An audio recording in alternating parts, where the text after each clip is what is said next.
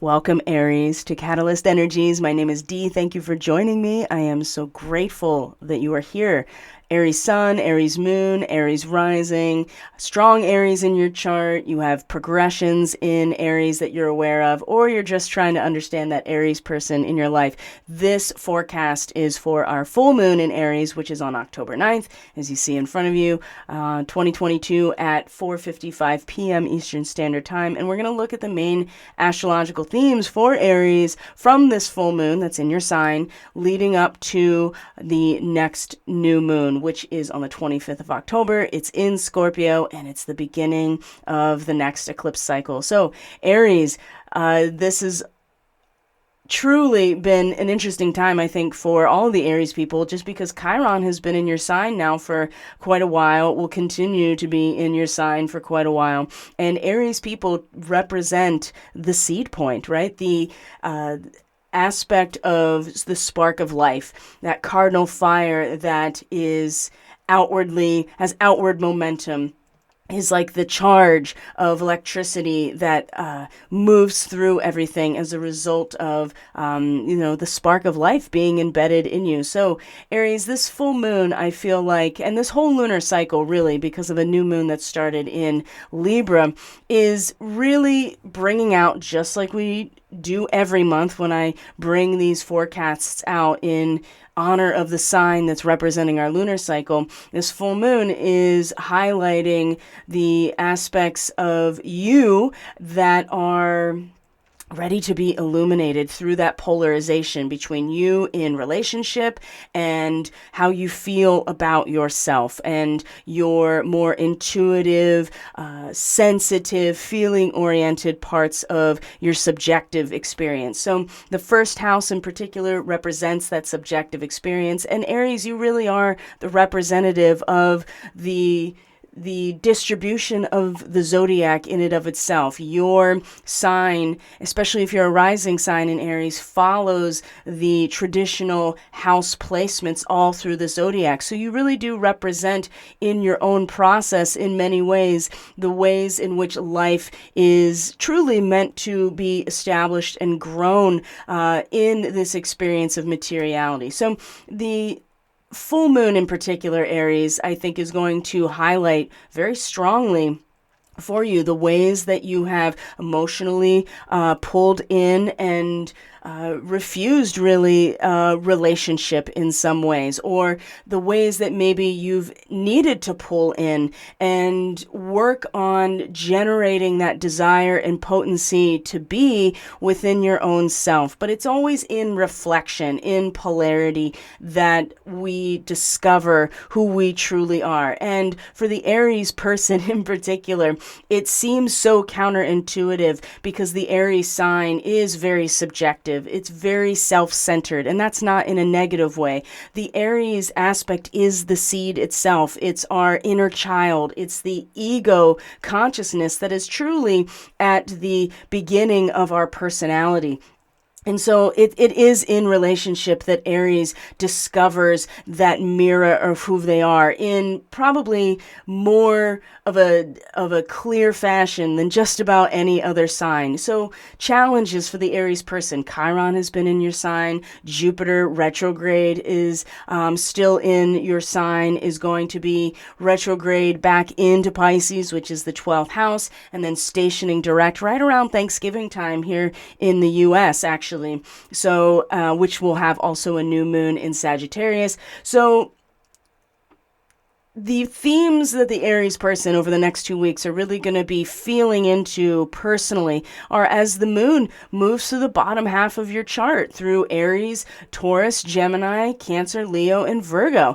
And what we're going to find here also is that the energies that have to do with social expression and identity have been very internalized, and they've been much larger transpersonal processes with Pluto in the 10th house in Capricorn, with Saturn in Aquarius in the 11th house, Neptune retrograde in your 12th house of Pisces. And now that Jupiter is in your first house, at least there is a sense of understanding, or at least starting to expand on and understand who you truly are. Like, what is the seed point of who you are, Aries? But taking this time over the next 2 weeks as the moon moves through the bottom of your chart is a really great opportunity to really assess from your own personal, internal, intuitive, feeling-based landscape who you are, your individual identity, and your individual expression. Now, Mars is your ruling planet. It's in Gemini. This is the 3rd house for Aries rising people. And this, there has been a lot of pioneering in terms of your immediate environment, the realm of learning and language and knowledge and data acquisition, discovery, exploration. And the 3rd house is truly the environment that's right in front of you. And so it rules the activities of the mind that have to do with what's right in front of you, and also the expression of your experience of being a subjective being in a material world, which is the relationship between the 1st and 2nd house.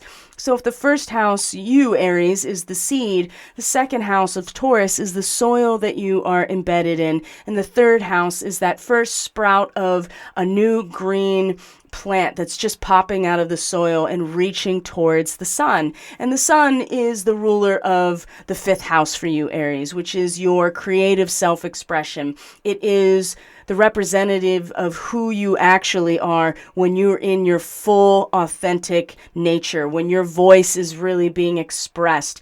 And I feel as if Mars, if you've been really consciously working with this energy as an Aries person, Mars moving through Gemini and will station retrograde here during the end of 2022, is giving an opportunity to cut some things loose, right? To really establish a new direction in terms of your own mind, your own immediate environment. But it's also been very forceful, and it's been very forceful in a way that can really just wear you out, because it's been a back and forth. And if Mars it's trapped in this loop, it'll feel like you're not really getting anywhere, and that you're spinning out in your own mind, your own consciousness, your own mental realm.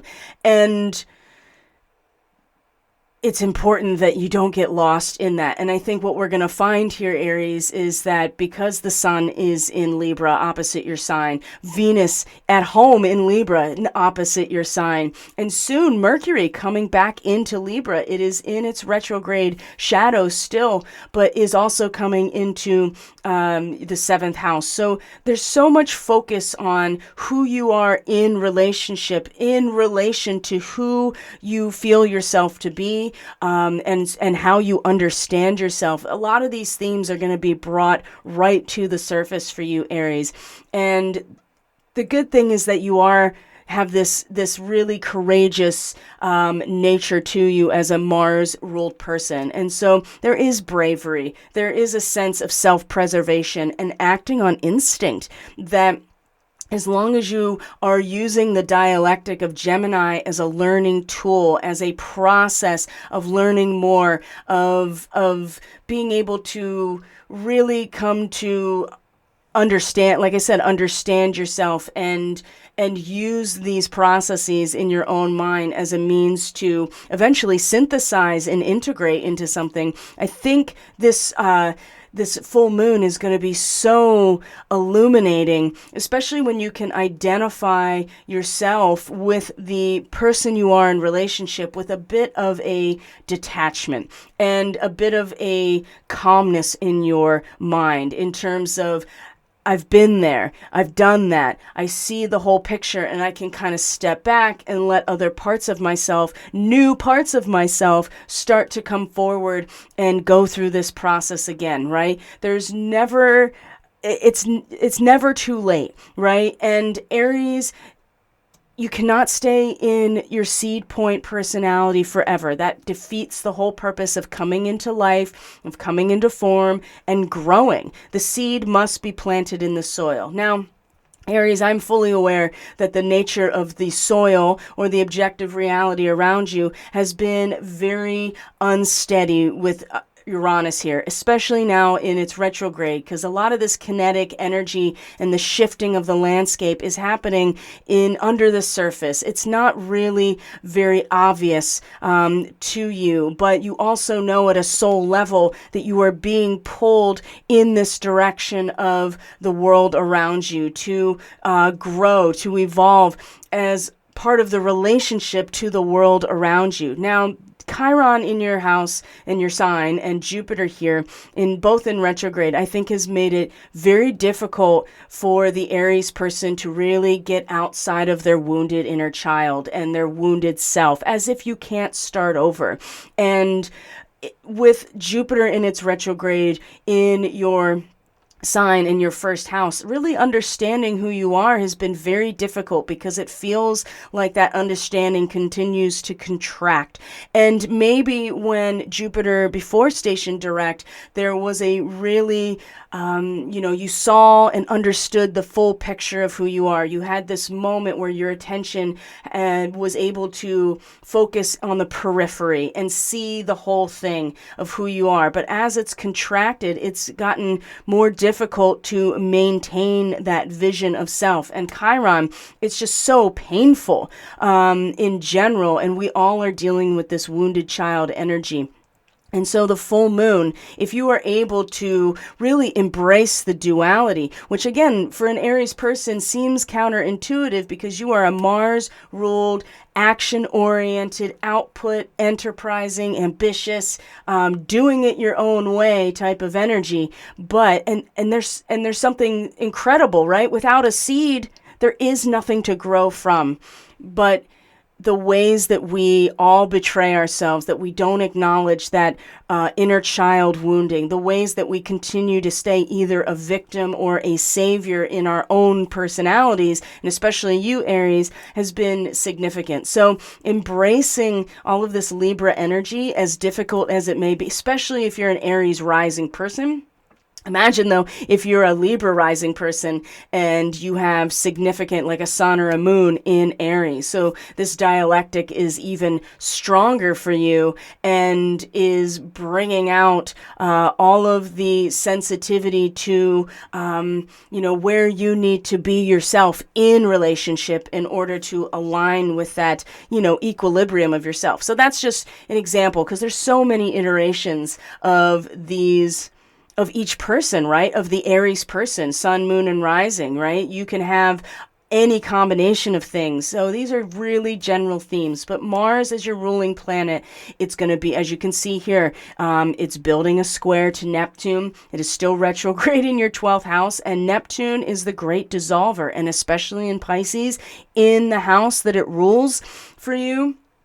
Even what are you going to do, Aries, when Mars, that is normally has been really understanding and acting on a very specific black and white, back and forth, dark and light, masculine, feminine energy in your own mind, and Neptune, they come into cross purposes, right? And there is no ice to skate on, right? There is no resistance anymore, because Neptune, it's just like you fall through the illusion, right? You walk through the mirror in some ways, instead of having that resistance to really act on. I think that's going to be really difficult for some people. Other people that are aware of this and have been working with this energy, there is a sense of letting go. There is a sense of just kind of falling back into that formlessness and non-differentiation within the self that Neptune represents, especially in Pisces. And I'm talking about spiritual dharma here. I'm talking about something that has to do with more than just you, but everything that has compounded and come to fruition and come to a sense of ending and almost resolution with Neptune and Pisces. Not quite, but soon, right? There's when Neptune comes into Aries in general, we're going to find a spiritual revival like no other. And so for the Aries person, this is going to come right into you as a person. And there's going to be a lot of Aries people that really come into a spiritual awakening, I think, at that point. So in the meantime, though, how much longer are you going to battle your own mind until you just kind of release into the space of formlessness, of dream, of spiritual transcendence? That Neptune, especially in its retrograde, things are a lot clearer. And I've been talking about this retrograde as willful ignorance right now. And it's very easy to want to turn away from this and just kind of, again, get caught up in the battle in your own mind. Now, later through this cycle, as we're going to see as we get closer to the end of October, the Sun and Venus are both going to be in a trine to Mars in Gemini, and this is a huge starseed activation. The Sun and Venus will be conjunct Arcturus, right? This is a very wise, very balanced type of energy with the Arcturians and Arcturian starseeds. If you know you're an Arcturian starseed, this is going to be big for you. And of course, in a trine to late Gemini, we know this is Orion energy, also in a trine to Arcturus. And this is how much the dialectic and the polarity that exists when the spark of life comes into form is actually really essential to the Aries person realizing themselves, because the temptation is to pull back into the seed and just never come back out, because strangely enough, there is a lot of fear to the surrender. And I think, surrendering to the whole is a big part of 12th house energy. And Neptune here has either been setting people up for the Aries people, escapism, a sense of fantasy, and, what's the word I'm looking for?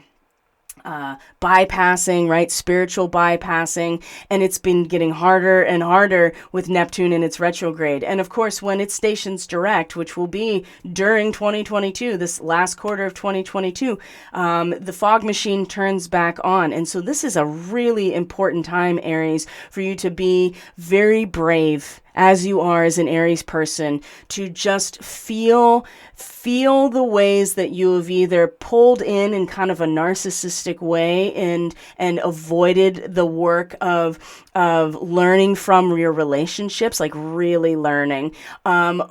Instead of getting trapped in the dialectic in your own mind, like you're caught in this eddy or like this feedback loop in your own mind, and really be brave, really be brave. Now, Venus is also going to be opposite Chiron. The Sun, as I'm recording this, the Sun is going to be opposite Chiron as well before it gets to the full moon. So this opposition of identification with relationship, your sensitivity to the balance in relationship through your feels, through what is valuable to you, all of those things, that opposition is going to bring out the need to find a balance where you don't totally give yourself over completely to the relationship and forget about yourself. That is a real way to bypass as well. But also how you have maybe been pulling away and drawing back into yourself. And that's not an option for the seed. You don't get to really do that. Well, you can, but there's no growth there. And the thing about the seventh house is that we give ourselves over to the growth. That is what the transition from sixth into the seventh house represents. And Mercury coming into your seventh house, number one, rules your third house of Gemini. So also realizing that as Mercury comes into this area, you start to learn so much more through your relationships. And that's relationships of any kind, Aries. That is your domestic relationships, your spouse, any interpersonal relationship that draws you out of who you are subjectively is a seventh house relationship. and the balance of it, the sensitivity to the form of it. And Mercury, you find when it's in the seventh, you learn a lot more through the relationship itself than you'll ever learn from just working with the mental realm through book learning, right? And Mars, that's where Mars is. It's just charging forward. It's just like, I'm just going to keep pushing out and working with this until I figure myself out. And I'm not suggesting that that is not something you can be doing, but you're going to realize that there is a really strong connection between Mercury coming into the seventh and giving you kind of this ability to learn more in this space, then you can really, Mars in your third house isn't learning, it is acting, right? But the thing is, if you can't get out of the feedback loop and synthesize what you are learning there into something, it's something that is cohesive and something that is alchemical, right? Transmuting yourself, then you're going to just battle your mind. And this will be very destabilizing for when Mars and Neptune are in this square, because there will be no battleground when Neptune dissolves everything it touches. And so you may find yourself trying to, again, to like, I don't know, find that resistance in order to skate along, to prove to yourself that you can get over it just in your mind. No, Neptune is just like, nah. It's, this is about finishing out cycles and learning from what you have been through in order to step into a new seed point of growth, okay? And, there is a necessity to maintain a true fidelity to yourself. And this full moon will also establish that for you, where you have given up on yourself in relation to balancing out all of the relationships in your life and ignoring who you are as well. And that will bring out all of these Chiron things as well, because that's what Chiron represents in the wounded healer aspect, is that the suffering kind of Chiron gets pushed down and acted upon by attempting to assist others to heal and to release themselves from their own suffering. But there's no bypassing the release of our own suffering by outsourcing it, right? And so Aries, this is coming right into your personality. So let's get into it and look at what the next 2 weeks are going to look like. Now, something to keep in mind as well as we've moved into the ninth is that Pluto has already stationed direct in your 10th house. This is career, this is mission, this is contribution to society, this is the zenith of your destiny, right? This is the area where you contribute to those systems that give a sense of structure and form and institution socially, not just to yourself. The fourth house is your root system that gives you personal power, where your core is, your foundation. And the 10th house is where that is released into a much more institutional structure. And of course, we know with Pluto stationing direct, the demolition machine is turning back on for everyone. And for the Aries person, it really is going to impact those actual institutions that you have been contributing to are going to start going through their last phases now of destruction and, awaiting the arrival of Pluto into Aquarius. So the other thing that's pretty significant for the Aries person, for all of us really, but is the fact that not only is Saturn going to station direct during this 2 weeks leading up to the next new moon, the Libra energy of the Sun and Venus, and I don't think Mercury will make it to that point by the time we get to the end of October. But the Sun and Venus in particular, both will be in a trine to Saturn while it's still retrograde. So, Saturn rules the 10th house and the 11th house for you, Aries, and in its retrograde has been, an incredible amount of pressure from society has been really bearing down on the Aries person. And as Saturn is about to station direct, again, it is going to be the aspects of who you are and how you identify in relationship, your sensitivity to the balance and the symmetry in relationship through how it feels in your actual physical feels, right? Venus represents the feeling of justice, right? She is Lady Justice. And balance, she can feel the balance of the scales. And there's a strong Saturnian quality to Libra because it represents a final word on balance, right? There is no way to talk yourself out of what you feel right in front of you or in your own hands as you are weighing out the two parts of yourself. So the trines, as we're going to see, those air trines, right? Those 120-degree angles that represent a really strong foundation of support, especially in the air, which has to do with the mind and the intellect, is, again, where have you pushed things away? Where have you kind of pulled in, or where have you not trusted any aspect of relationship? That's really going to, I think, establish the ways that is either Saturn in its retrograde in Aquarius has been creating a crystallized inner scaffolding of authority and command in a lot of ways, and certainly discipline and paternity in many ways, right? The prograde of Saturn, right? That inner crystallization, right? That ability to maintain a structure of support and authority in the collective resonance and in society. It's going to start turning outward. It's going to start moving forward again, right? And it's going to still be crossing territory, right? Saturn will still remain in its shadow. So it's not new territory, but we have had the opportunity, all of us, to reinforce our sense of inner authority in relation to the civilization, the social and collective consciousness. And this is no different for you, Aries, but it's very much going to show you that trine, like I said, with the Sun and Venus.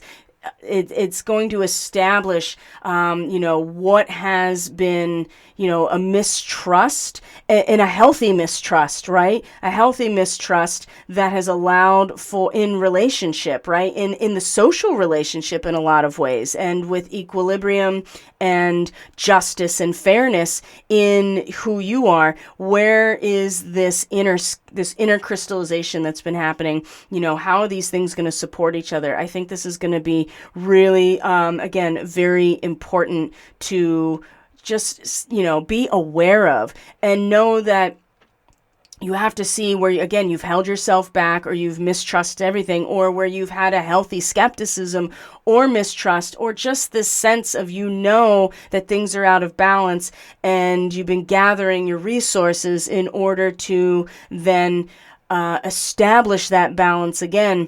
And I think that Saturn in the 11th house is holding firm in the collective consciousness so that this energy can find stabilization, right? So you don't find yourself never trusting relationships again, or being really kind of skeptical about you in relationship, or not trusting yourself in relationship. I think that's also a big theme that's coming up in Aries too, or for Aries. So those are some of the big themes, but these two in particular are turning on, which also shows that the energy in the top half of your chart, social identity and expression, is now starting to come online, especially now that the Libra energy is very present. And of course, Neptune's going to station direct, and then Jupiter and Chiron, by the time we get to the solstice, they will all be direct. And these larger transpersonal energies, especially Saturn, Pluto, and Neptune in these last houses, are going to really start tying up some loose ends. They're going to start going through the demolition process again with a completely different set of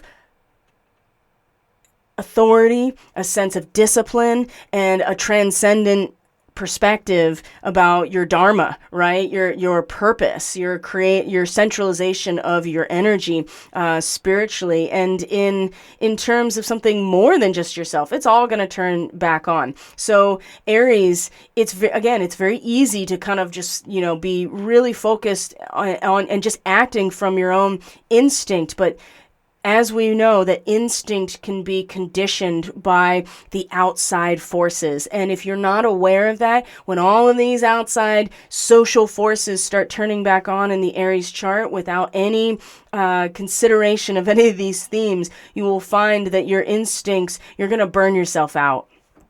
Especially with Mars when it stations retrograde in Gemini. I mean, you're just going to turn that energy on yourself in a way that is very unhealthy. So I'm really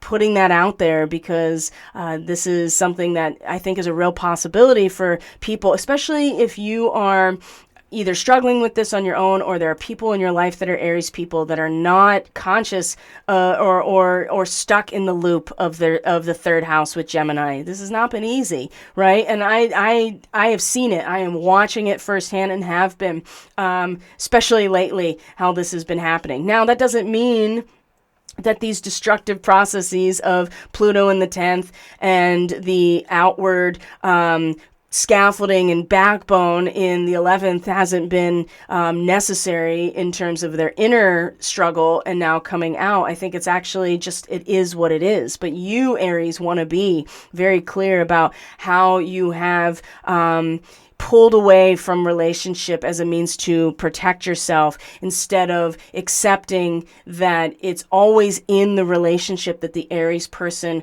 really starts to discover who they are in relation to society, just like everyone else, right? The mirror, but for Aries people, very, very directly. So this is our full moon, like I said, in Aries. It will be conjunct the star Tau Ceti, so Cetus, Cetus. This is the constellation of the sea monster or the kraken, and Tau Ceti is a fixed star that is on the belly of the beast, or is on the belly of the whale or the sea monster. And it's a fixed star that's actually fairly close to our solar system. It's only like 12 light years away. And if you're part of the Catalyst classroom, then you know that we just spent a lot of time talking about Tau Ceti, Andromeda. These are all the starseed positions that are relevant specifically to Chiron because of where Chiron's currently transiting. So this full moon is going to be conjunct Tau Ceti, and those beings are the next generation of Lyrans that left their system as a result of the invasion and battle and war, right? And so there's a chip on their shoulder.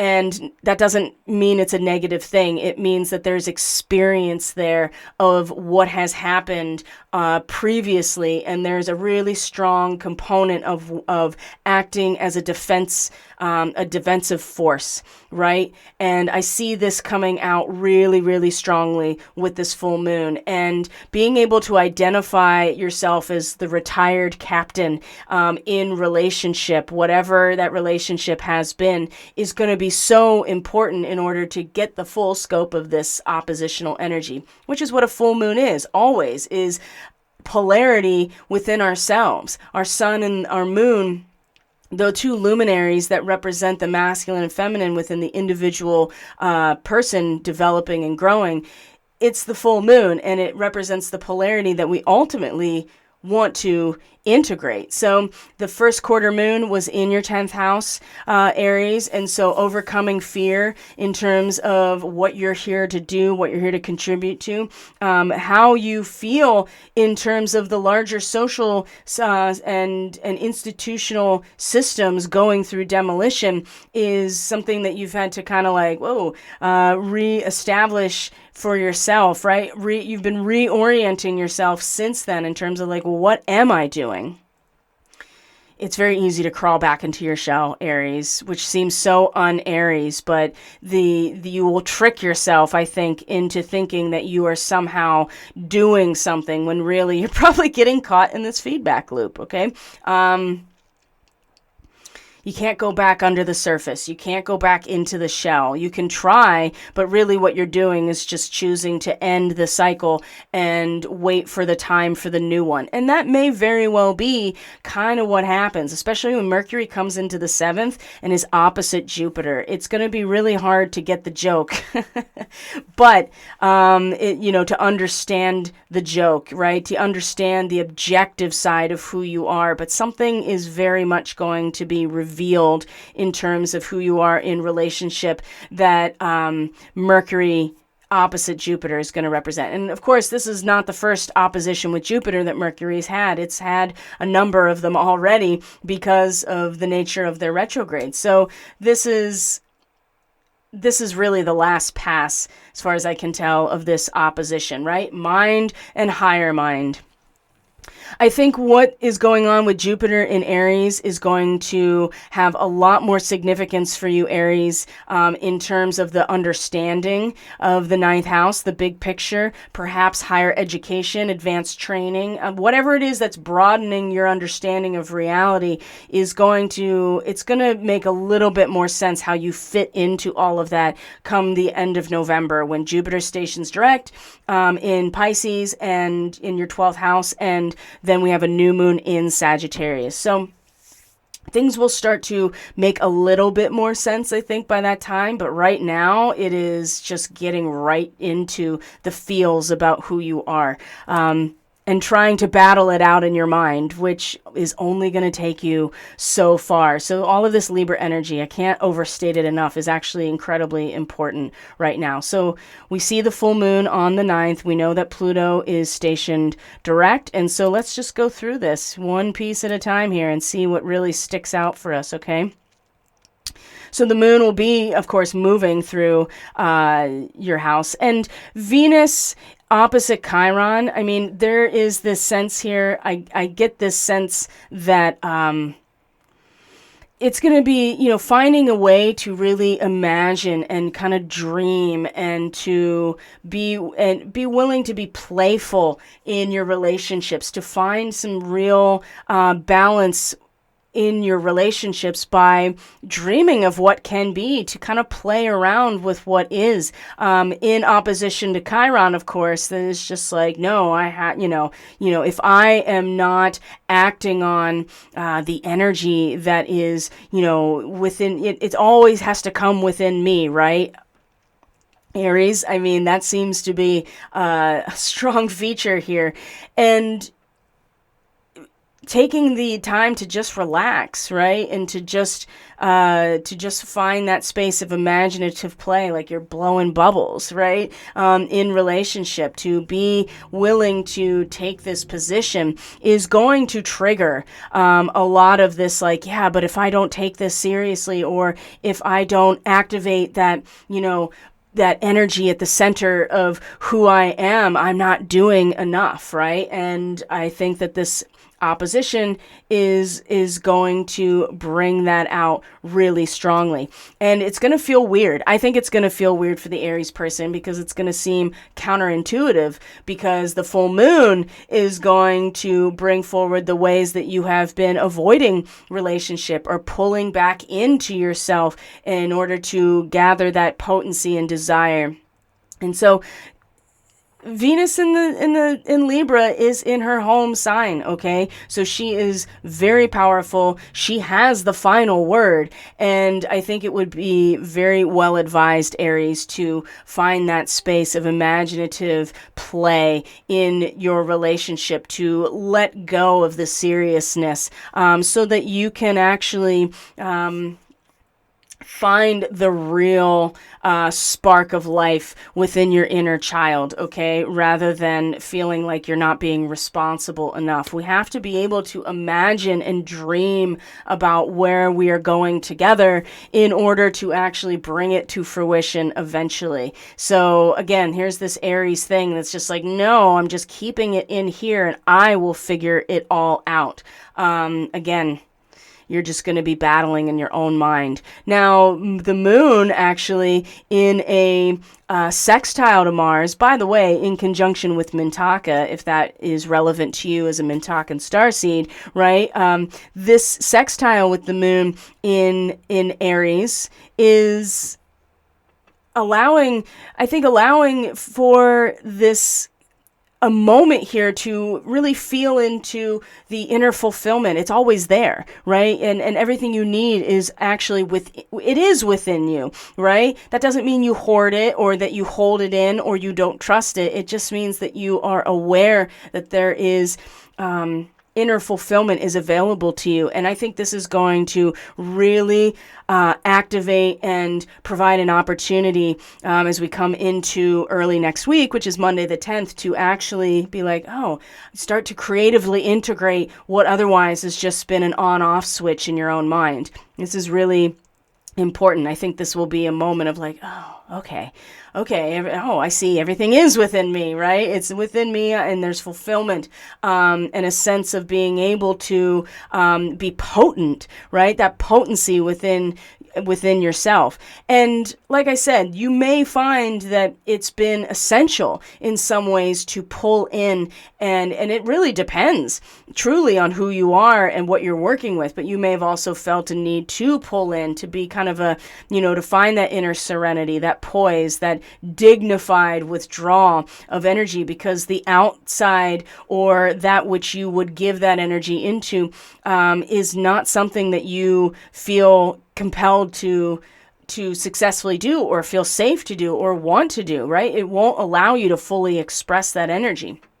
But the other way to look at that is actually you are able to acknowledge the dialectic within you between self and source, right? That's another way that this full moon, I think, can really establish a very balanced and intentional awareness of that duality within it always exists. It always exists. No matter how much you think you're just pulling in and there's no duality, the duality between yourself and source will be there. And so that's something important to realize too. And when you realize that, then your mind, you can start acting on these dialectic principles in your own mind to synthesize, to start to integrate them creatively. It may not be fully formed yet, but at least you're just like, oh, okay, I see how I can stop battling in my own mind and actually be able to integrate these two perspectives into something brand new.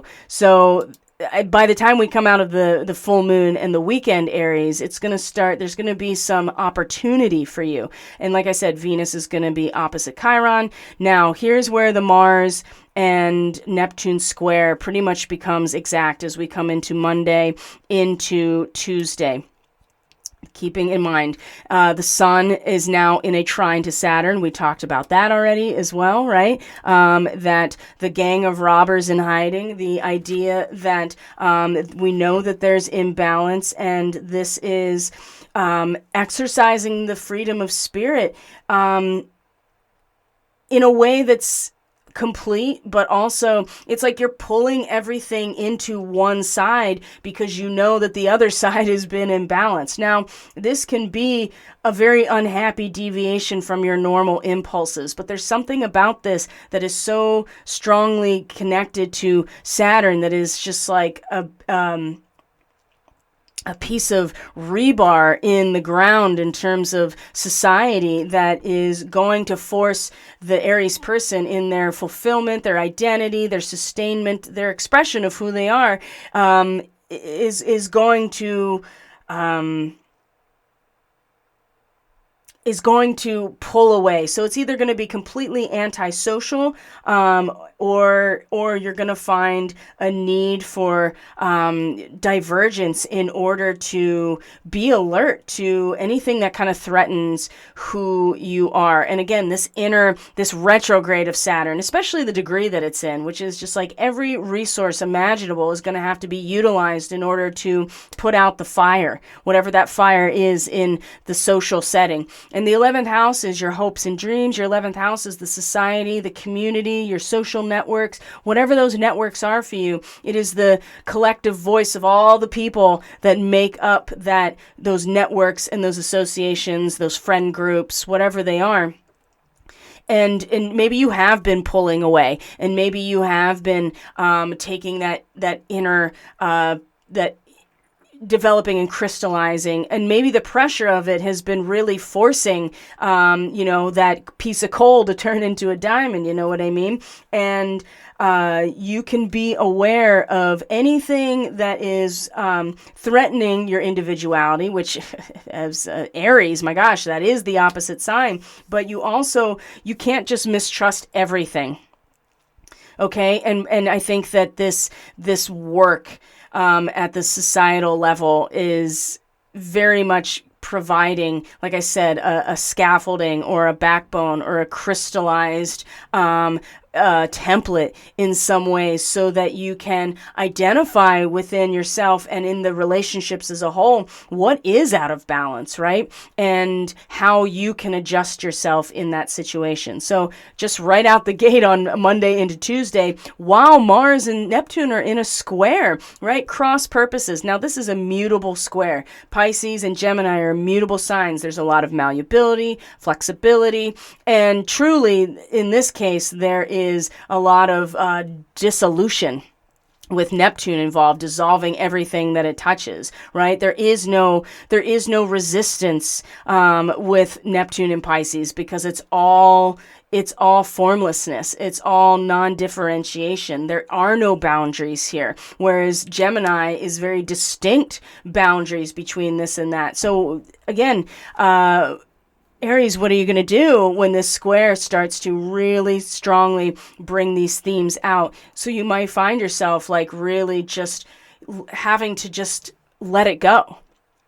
Release yourself back to source. Maybe you need to surrender to a transcendent or cosmic experience that you can't see, that you can't actually determine just with your mind, and you can't act on it because there's no boundary here. That's something to really strongly consider when it comes to who you are, right? Again, the bottom of the chart. Let's keep going here. Now, as we go along, we see that more and more stuff comes online. The moon comes into conjunction with Rahu, or the north node of the moon. So the moon conjuncts its own north node. And remember, the moon likes to be in Taurus. It's exalted in Taurus, right? The emotions for the Aries person are very comfortable in the physicality and the objective world around, the collective traditions, the energies. And in this case, it's really about maintaining much closer connection to the formless unconscious state, Neptune and Pisces, but also emerging out of it in a way that is natural, it's organic, it's harmonious, but it is an emergence out of the primordial soup. And so you're going to start feeling that you're going to start really feeling that, and maybe even feeling comfortable enough to come out of that, because it's not a resisted surface, right? It's something that you actually can start to emerge out of, right? This can be very destabilizing, and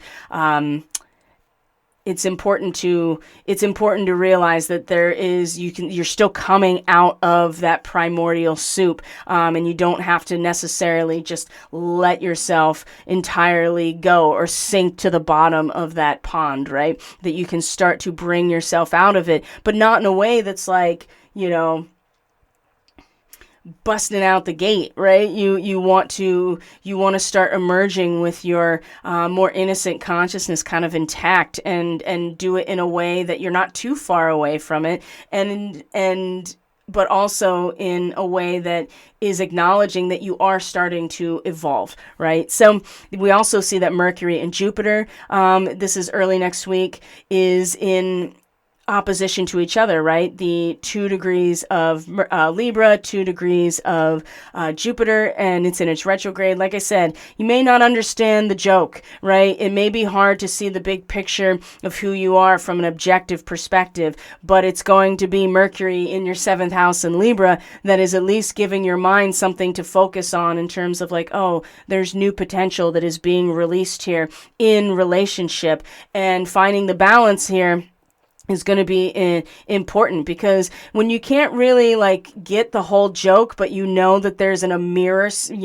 being kind of set up for you, that can be really difficult, right? It's like when a comedian reveals human nature by way of being that mirror. And Jupiter ruling Sag, I mean, this is a lot of the comedian, right? Is the revealing of the big picture and the human nature and the societal belief systems through the objective expression, through the act of comedy, for instance. So Jupiter, it's not going to be, it may not be very funny, right? Or you're not going to get the joke, or it'll be very difficult to understand the objective part of yourself when Jupiter is just like squeezed, right? But it's the Mercury coming into Libra, this starting to see the threshold of the new cycle in relationships starting to come forward. So again, finding the balance point with these things is essential when you have an opposition,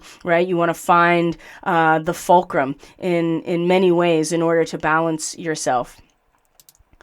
So we come to Wednesday, right? Now here we see Lilith starting to get involved. Now Lilith is in your 5th house currently in Leo, and is going to retrograde back into the 4th house and opposite Pluto again. So the Lilith energy, this primal connection to the human blueprint, something that is the space in which the flame, the keeper of the flame really is in the areas for you, Aries, of where your power is coming from, your inner power, your personal life, your root system, home and family of origin, and where your self-esteem and your character really develops. And then your 5th house, right? Your voice, your expression of who you are. And so I feel like Aries, with this, this opposition is here, and then you have Lilith right here making more harmonious connections to both of them. So a trine to Jupiter, and perhaps you are sharing something. Maybe you can't help yourself but to share something about what you are seeing or feeling or understanding about yourself. But it also, this sextile, right? That 60-degree angle that is an opportunity to transmute ourselves. Again, this is a strong connection to sharing. You may not even be able to help yourself, or you may feel so like it's so strong that you are, infecting everyone around you. Not literally, but could be, but really just your expression, the reverberation from your heart is, needs to come out so strongly. And perhaps it is through this process that you will actually start to realize and have a cognitive awareness of that threshold of the new cycle that is being revealed in terms of relationship. But it really, there's something here about expressing yourself to the point where it's almost contagious, right? Where it spreads throughout as a result of your allowing it to come forward. Let's see here. And then the moon. Now, this is where we're really finishing up the eclipse cycle. Is the moon coming across not only the north node, but actually reaching the Pleiades and coming in a trine to Pluto. So when we had the eclipse cycle in May and in June, these were the areas that were eclipsed. And so now with the moon coming around here, and meeting these points again without being eclipsed or anything like that, you're going to feel a lot into what this was really representing, even though it wasn't really clear at the time. Well, it was in terms of where we were identifying ourselves, but how we felt about it was less obvious. But again, now we're tapping into it emotionally, what otherwise was much more on the expressive surface. And,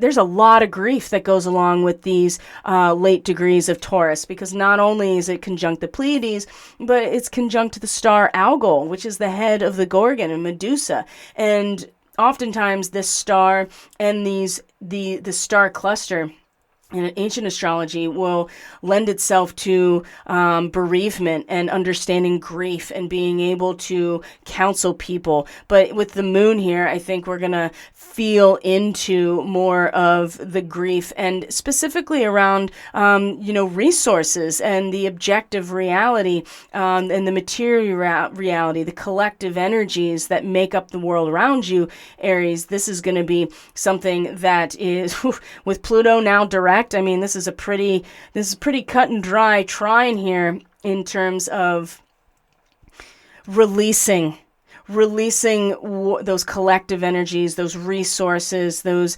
valued assets in the second house, releasing them emotionally, and in a way that it's almost unavoidable, because Pluto is now turned back on in terms of the larger collective institutional processes. And you can really see the Aries person directly experiencing the crash of the economy, for instance, and how that may impact what the feelings of loss or the feelings of needing to adjust peacefully to this situation. Much more on the surface and much more emotionally accessible than when we had the eclipses, right? That was a 6-month period of very deep soul work that is now coming to realization. So you may have found yourself already in a position to actually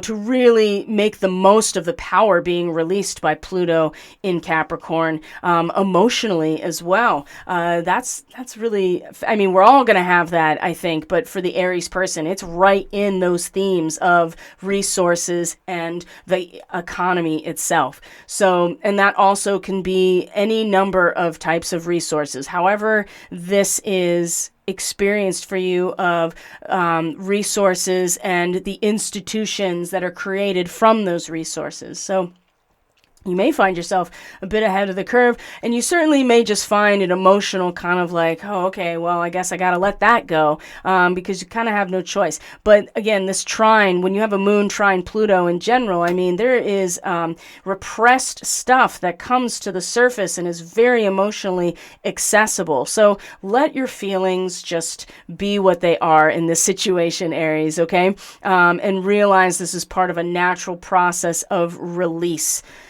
in this area, because of the power being released at a much more institutional level because of Pluto. So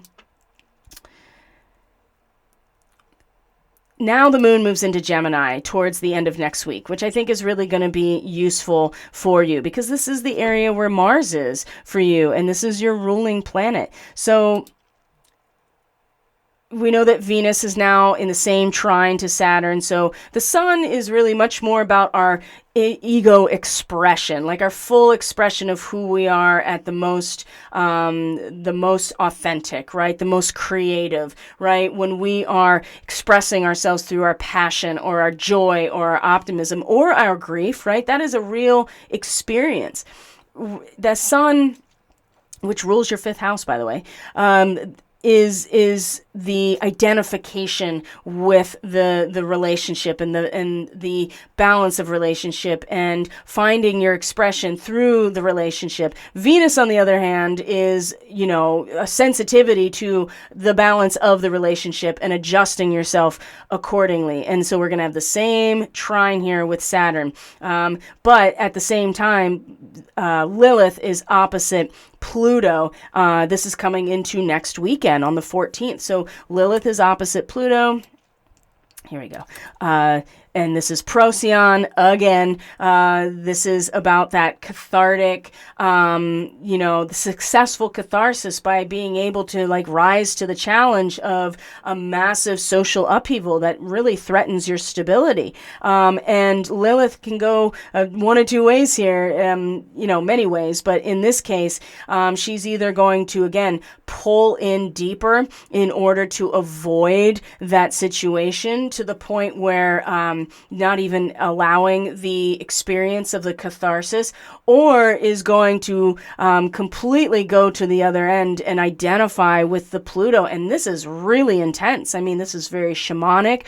This is very dark feminine, because of Pluto being the agent of death, rebirth, and regeneration, of Lilith being the human blueprint and the divine feminine blueprint that holds the flame, which means that it is a perpetual process of regeneration, of going through the triple goddess of birth, death, regeneration, all in one fell swoop, right? In a state of formlessness, in a state of darkness, in a state that is not something that we can intellectualize with Lilith. It is absolutely part of us at the very root of who we are as humans and as beings. So while this, again, this is not the first time, and it is not going to be the last that we see this, but now Pluto is direct. And so the stakes seem to be a lot higher with this. But again, Venus in this trine to Saturn, is just like, hey, right?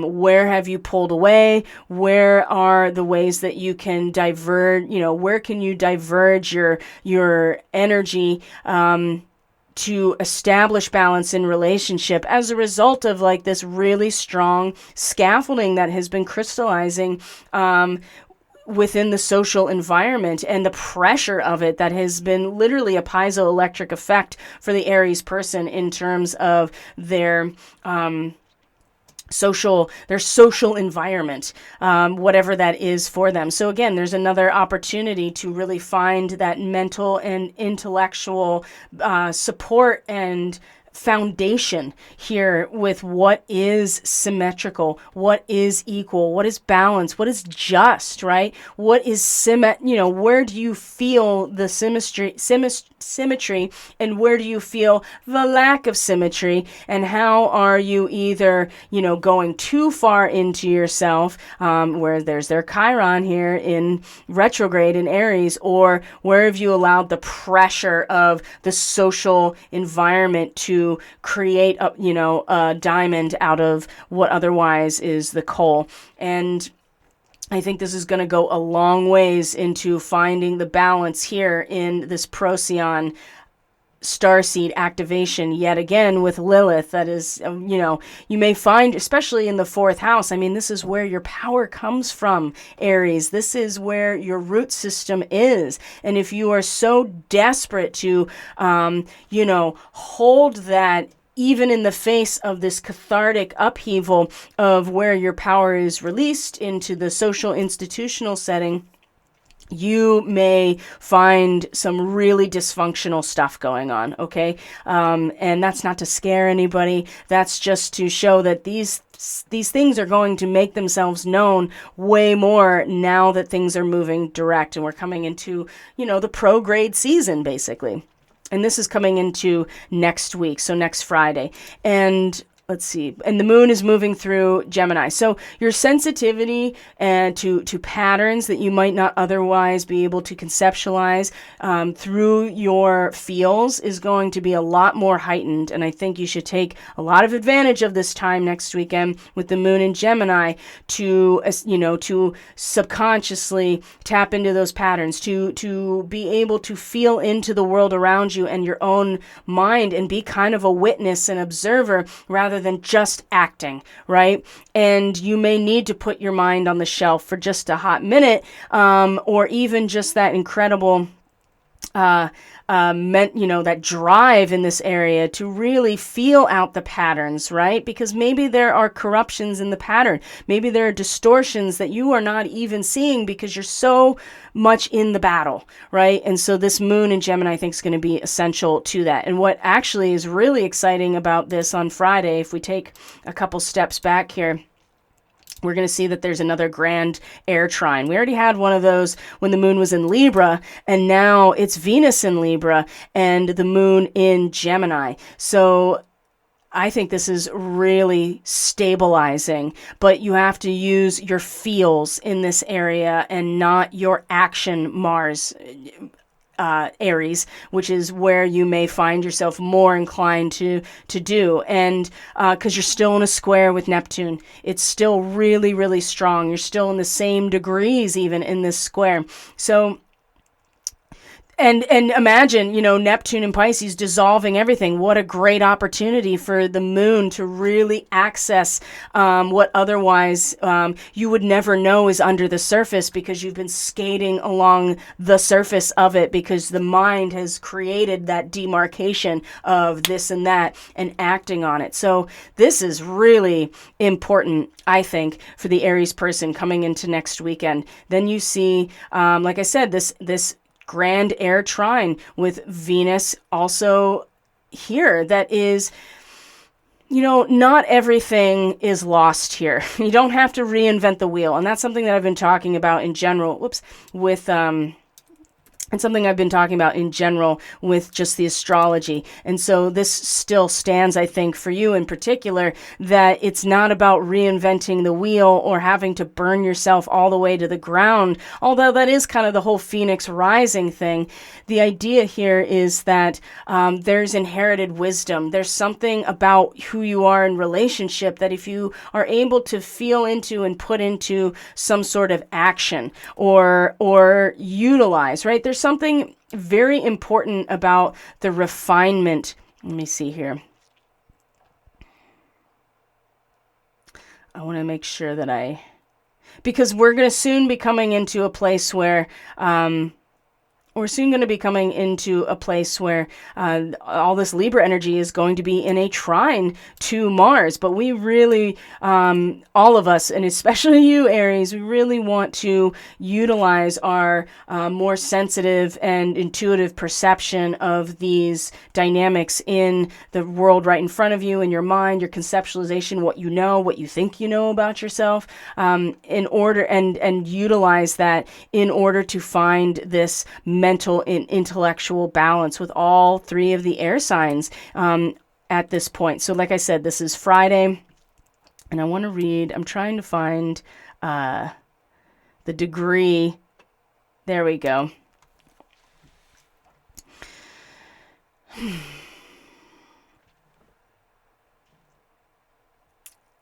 There's a lot here that you may find yourself having a really hard time assimilating. So go back to the things that have worked. Go back to the things that are like a heritage in this place, so that you can assimilate all of this information that is laid out in front of you like a buffet, right? You don't want to waste it, but you also want to synthesize all of this material. And there will be an inherited wisdom, right? There will be some aspect of the heritage of balance, of justice, of equilibrium, right? Venus in Libra is what we value, right? And so if you can find that heritage that is valuable and utilize it in relationship, again, it's going to really help you coming into next weekend to get your mind really and your intellect and your sense of the thoughts, right? And the sense of the energy of consciousness to really find a balance, okay? Let's see here. Because the moon is going to conjunct Mars at that degree of the children skating over the ice, right? And perhaps you will realize that it has its place and its season. But the square to Mars, or the square to Neptune, I'm sorry, like I said, is really been just dissolved. You know what I mean? It just dissolves everything it touches. And so without that, you're just left blowing in the wind, or you're just left floating in formlessness. And you have to really bring your emotional center. I mean, for a masculine person, this is really important. You have to bring that feminine emotional perspective even into the way that your mind is functioning in order to gain perspective, like integrated perspective, right? You can't just keep it inside of yourself all the time. You have to utilize that sensitivity to feel into the world around you so you understand yourself. Now, let's see here. So we go into the weekend. These are all transits that are already active. Like I said, with the trines, the square between Neptune and Mars, the square with Saturn and Uranus. I mean, that's been just a thing that's been going on for all of us, and it's really, oops. I was like, why isn't anything changing on this chart? So then we come into the weekend of the 15th, and Lilith comes back into the picture, right? She's going to be in a trine to Neptune. The moon is about to come into her home sign of Cancer. So you just wait. The feels are about to get really, really sensitive here. I'm so sorry. As we go through the weekend, and a real sensitivity not only to your own inner life, but really where your self-esteem, your power, your sensitivity to where your character is developed, your home and family of origin. That's about to, that's something you're going to be really deeply sensitive to over this weekend, okay? And Lilith is still here as well, bringing that primal energy also into that area, and really kind of, it may make things a little confusing, and certainly very, very heightened, and very, when we feel cut off from that or frustrated, we will overcompensate, or it will be heard in some way. So I suspect there'll be a lot of sensitivity and a lot of really raw emotions over that weekend, Aries, to just be aware of. And the 17th is our third quarter moon. Let's see here. And this is a big one too. This is a really big one. So not only are we going to have the third quarter moon as we come into the 17th, we are also going to have that same sun, which is conjunct, coming into conjunction with Arcturus, is now going to be in a trine to Mars, your ruling planet. So there is stabilization here, my friends, for you. Now, we have the sun conjunct Arcturus. It's going to be in a trine to Mars. This is where the awareness, the identification with your relationship, to really find yourself in relationship. This is going to be so supported by an action that really is just cutting away everything in your own mind that is not serving you, right? It's time to start pruning all of the shit in this area that is not going to come to fruition. It will not bear fruit. And Arcturus, right? This is the application of the knowledge of balance in the universe. And so identifying with this ability to see beyond the mystery of life and death, like a sudden revelation of the process of death, birth, death, and regeneration, allows for such a wisdom, right? To be able to accept the whole process of the dialectic as part of that, as part of transmutation, not an end in itself. And I think that will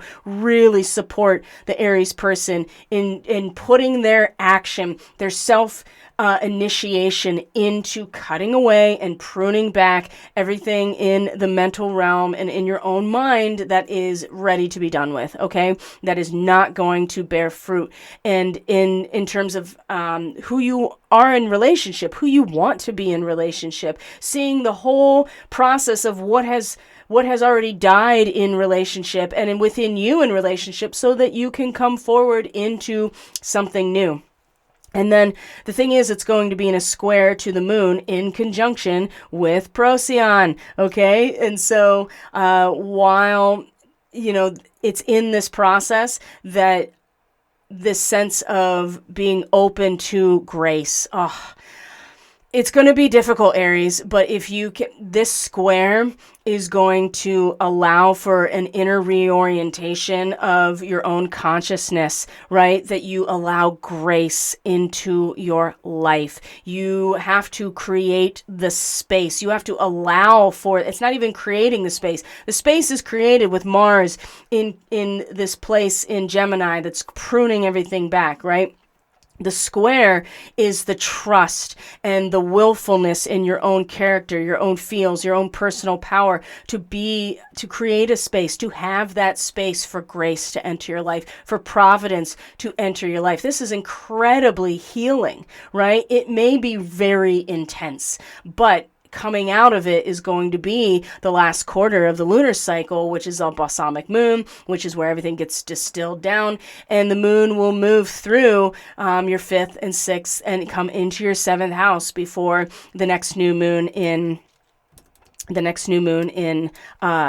Scorpio, which is your 8th house, right? Then it's going to start getting really interesting. And it has been, right? This is where the nodes have been for a hot minute here. This is where the eclipses has been in these houses of resources and shared resources. Let's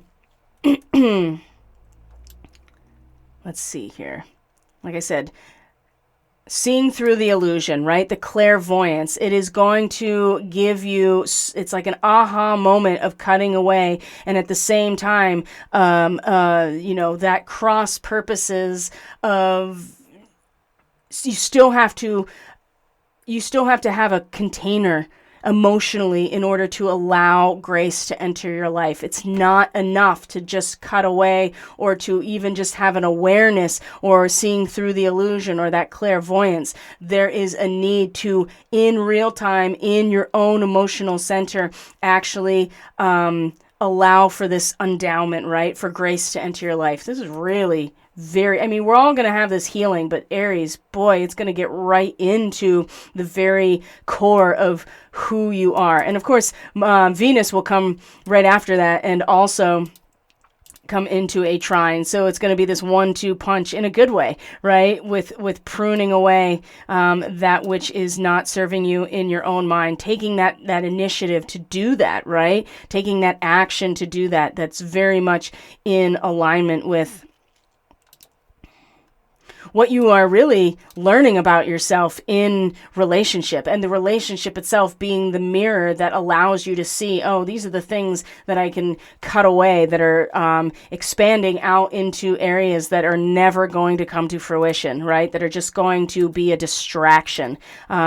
So as we come into next week, then we can see that there's going to be the Sun and Venus are both going to come into a square to Pluto. And this is where the test comes in as well, because Pluto represents the destructive element of the institutions that give us security, right? And so having a transcendent realization of things is going to be challenged quite a bit by the very real demolition of those forces and securities that we rely on as reality, right? And so we know that this is coming, right? Pluto stationing direct on the 8th is part of this whole process. Boy, oh boy.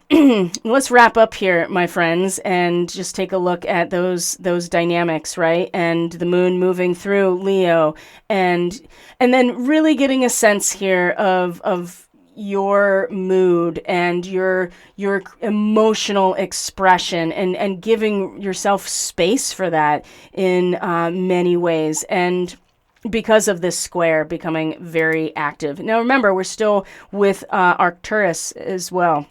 And so the Arcturian nature is in balance no matter what's going on at the material level, right? All returns to dust, but the ability to find balance and equilibrium is something that we never not have, right? It's part of the cycle of life.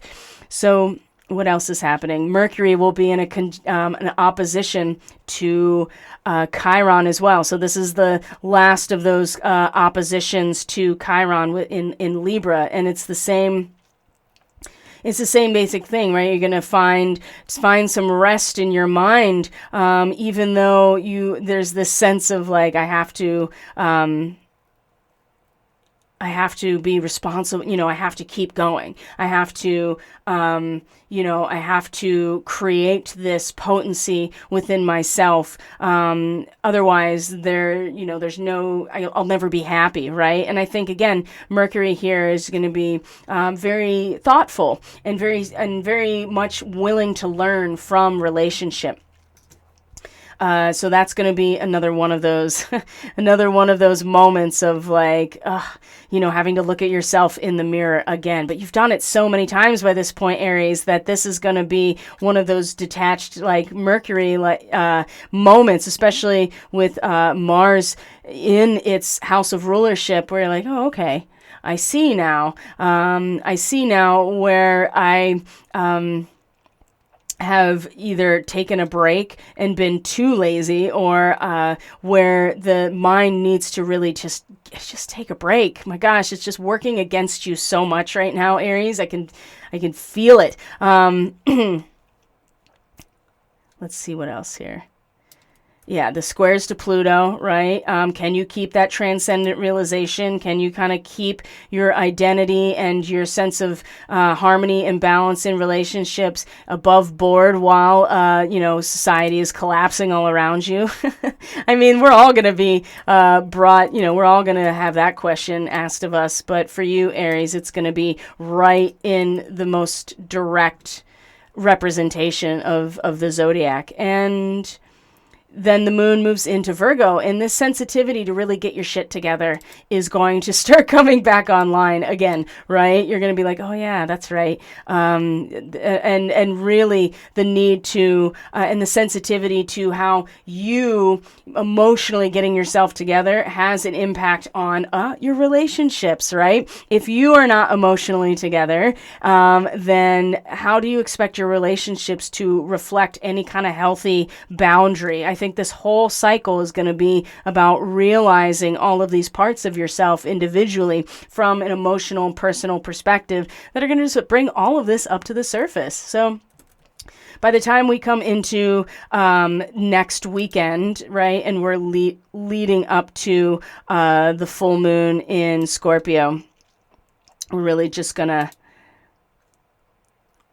Mercury, again, I was wrong, right? Mercury is going to have a trine to Saturn, and Saturn stations direct. And so that inner scaffolding is now going to start being an actual authoritative, disciplined, really getting down to brass tacks energy about the social environment that you're part of. And Mercury in a trine to that it's the same dynamic, right? What is this divergent pattern here in relationship? And what are you learning about? What have you learned about it? Because this is going to be very important also to realize what it's all been for, because this is going to get really interesting, to say the least. And we know that October has this already kind of built into the cake, right? And I think that's the last really big transit before we get to the 25th, which is our new moon in Scorpio, which is the beginning of the next eclipse cycle. So it'll be at 2, the moon will be at 2, the sun and the moon will be conjunct at 2 degrees Scorpio. The moon will be eclipsing the sun. It'll be a partial solar eclipse. In fact, the solar eclipse, the path of totality, is going to be all through Russia and Eastern Europe. So that's interesting out of itself. I'll talk more about that in particular on Friday's forecast when we talk about the general themes for the full moon. So, but that's all I got for you, Aries. I think that's a lot. Now that I'm looking at the time here that we've spent. But I think it's important to really get a sense here of what to expect, because you really are holding the template of the seed for all of us. And what you go through all of these transit represents that seed point in all of us that is going to go through all the same dynamics. It'll just be in different areas of life. So, Aries, thank you so much for being here. Truly, I appreciate each and every one of you and the dynamic person, uncompromising dynamic person that you are, the warrior that you are. You just got to make sure that you're putting that energy towards, a healthy, establishment of the healthy masculine, because that's what's going through some of the biggest overhaul right now is the unhealthy masculine. So whatever aspects of your masculine traits as an Aries person are ready to be let go of, this is a great time to allow that to come to the surface. So I do want to share with you real quick before we move on that you still can get your own personal forecast, your lunar transit forecast, even if it's just for the last part of the month. It's only $33 for a 30-minute recording. If you want to look at maybe the month ahead from full moon to full moon, you can get the full reading at 60 minutes. This is a sale that's only available to Aries, Sun, Moon, and Rising people, and still Libra, Sun, Moon, and Rising people if you want to check in about this lunar cycle, because you're not, immune to this either, Libra. This whole cycle started with a new moon in your sign, and so this full moon in Aries is just as relevant to you as it is to the Aries people. So something to consider if you want to get an idea of your personal chart and how it plays into all of these current astrological transits. So, my friends, thank you so much for being here. I truly appreciate each and every one of you so very much. I'll see you on Friday for the Catalyst Astrology report for the full moon, and take care of yourselves. Bye, Aries.